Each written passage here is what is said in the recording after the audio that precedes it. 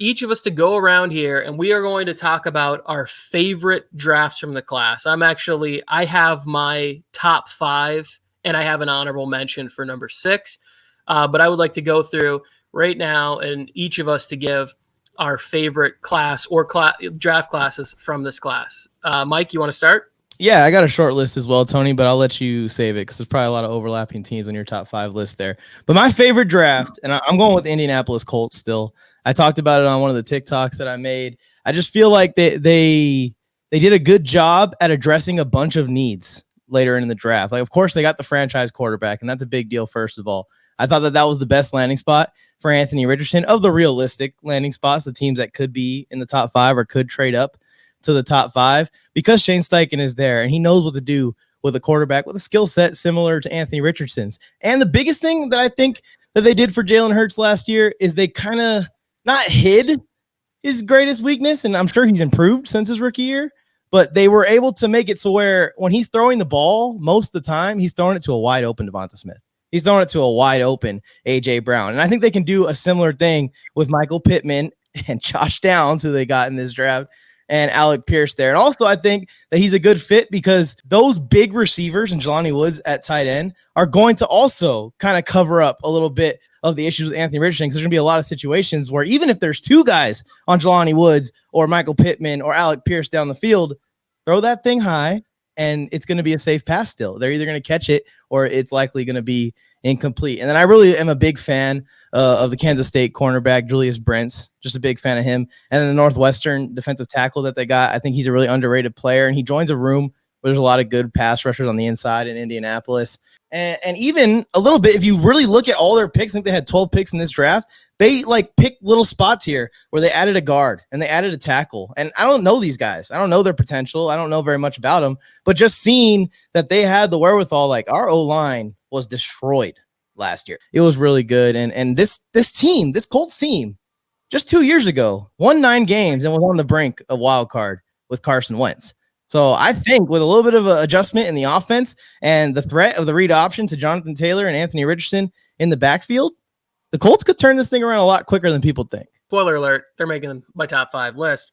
They got Evan Hall, who is a running back that I just like the way he thinks and plays about football. Like if you go back to the combine, he finished every rep to the end zone. Honestly, he's probably not a guy that's going to hit a lot of home runs, but I like the mentality that is. Every time I touch the ball, I want to hit my head on the goalpost. I really like that for him. And they went and got a guy from my neck of the woods, my alma mater, Northern Michigan University. Not a lot of people know because I don't know if anybody's ever been drafted out of NMU. It's where Steve Mariucci's from.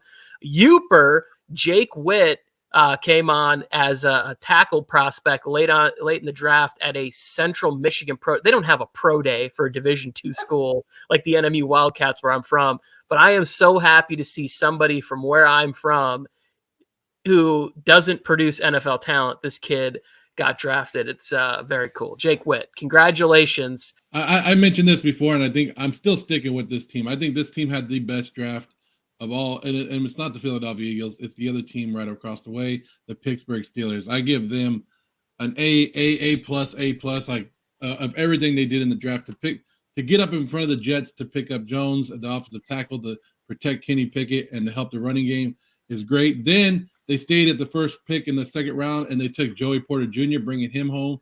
And then the big defensive tackle, which really pissed me off, is when they took Benton. I was like, damn it. Like, I was hoping Benton would fall a little bit. Then they took your guys' favorite tight end, Darnell Washington. So you got to add that big guy. And then they took another linebacker, Nick Herberg. Everything that Pittsburgh did in this draft, I was just like, I love it. I love everything that they've done about it. So Pittsburgh Steelers, I know you guys had some holes, but this helped out. I think this draft helped you guys out a ton. And I always like you give playmakers to Mike Tomlin, he's going to win some games, right? So I like that one. Of course, we already know what Philadelphia did, so I'm not going to get into a lot about Philadelphia because they just straight killed the draft and did everything correctly. You guys already mentioned the Colts. Oh, I hate to do this. I hate to tell you guys who had a good draft, but the Kansas City Chiefs had a great draft. If you guys are looking at them, they picked up more offensive linemen. They picked up more defensive guys that with great upside. So they had a great pick. You already know Andy Reid and Steve Spagnuolo can get the best out of some of these young guys. You know what? I'm going to give a little bit of love to the Chicago Bears. Why not? I think the Chicago Bears scared us a little bit in the first round when they took Darnell Wright over Peter Skoronski and some of these other guys. But then you look at the rest of their draft, it went pretty damn well for them. And I think Ryan Poles did a good job. Yeah, the Bears added about 750 pounds of defensive tackle and like 2 players, which I think is great for the middle of that Eberflus defense. And I don't think that the Darnell Wright thing to me is like they clearly viewed Skoronski as guard only, right? Like, of my opinion, they wanted a guy they knew was going to play right tackle for them, and that was right. And that, to me, that's a good pick. Yeah, I mean, I agree. I think Ryan Poles is doing a phenomenal job with what he's doing with the Bears right now, and they just got to keep rebuilding that roster while Justin Fields develops. And one of these years, maybe this year, maybe the year after, maybe 2025, he's going to break out and be an MVP candidate when that roster is loaded up. So just keep loading up the roster, keep adding young guys around Fields. And as we get closer and closer, to having to pay Justin Fields, they can make a decision on whether or not he has made that leap that they need him to make. We just seen in other places where teams draft young quarterbacks and then they don't give them a chance for the first 3 years of their career, and it ruins them sometimes. So I don't want to see that happen to Justin Fields. Last year was eye-opening to me what this guy can do with the football in his hands. So I'm excited to see what the Bears are doing. These are my top 5 favorite drafts from this right here. Here we go.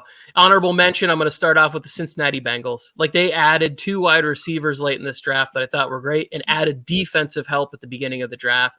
But number 5 is the Philadelphia Eagles. And a lot of people would say, oh, this is really low. I don't believe that at all. I think there's a lot of classes where people got impact starters ahead of them. So I got the Philadelphia Eagles at 5, adding Moro Ojomo. I thought he was going to go much sooner. He's another beast for them to start on the D-line. And they get Steen, a guard that's going to, I think, plug in there where they have a hole. Number 4, the Indianapolis Colts. The guys I like beyond, they get Darius Rush. For some reason, he fell into like the 4th or 5th round. Evan Hall, I already mentioned him. Adebaware, the defensive tackle, he fell. Another great pick. And my guy from the NMU Wildcats, Jake Witt. Number 3, the Seattle Seahawks. They got defensive line help. They got a D tackle, and they got Derek Hall, my favorite day 2 pick in this draft.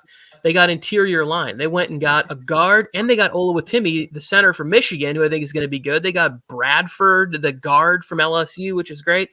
And then they go running back. A lot of people didn't like Charbonnet and McIntosh, but McIntosh reminds me of J.D. McKissick. Remember, they had 3 backs a few years ago, and when they're healthy, you could have 2 backs that are very similar and 1 back that can be a third down guy. Steelers at number 2, they just got value all the way through this draft. They absolutely crushed this draft. And my number 1, and I know people aren't going to like it, but when you could potentially be looking at having the number 1 and number 2 pick of next year's draft, the Arizona Cardinals not only got for this draft, but they were able to go ahead for next year's draft. The GM, his first year there was great, but they added guys that I think are good, solid players. They need players. They need a lot of them in the next couple drafts.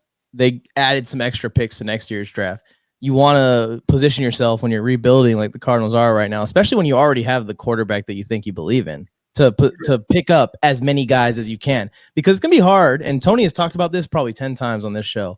It's hard to convince free agents to go to a lackluster roster when they know heading into the season, every team's going to say they think they're going to win the Super Bowl every year, but sometimes. And the Cardinals have to know that these next couple years in that division are going to be a little tough. They know that Paris Johnson is going to learn for the first year, but next year when Kyler Murray is 100% or whoever they have at quarterback, he's going to be ready to go year 2. So they made these picks with the future in mind, not just this year. And I keep an eye on this, guys, and everyone that's tuned in. They're in a spot where if the team is bad enough and they don't need quarterback next year, this could be the landing spot for Marvin Harrison Jr. So just keep an eye out for the Cardinals in that situation, trying to get a receiver for Kyler Murray. And with that extra pick, they could go and get the edge rusher, which would have been Will Anderson at that pick at 3. And maybe they might even get more picks if they decide to move on from like Budda Baker and DeAndre Hopkins and really commit to a full-on rebuild with the Cardinals. They could be adding even more draft capital where they could move up and next year do the same thing where it's like back-to-back draft classes where they're drafting just really nice talent and prospects all across the boards.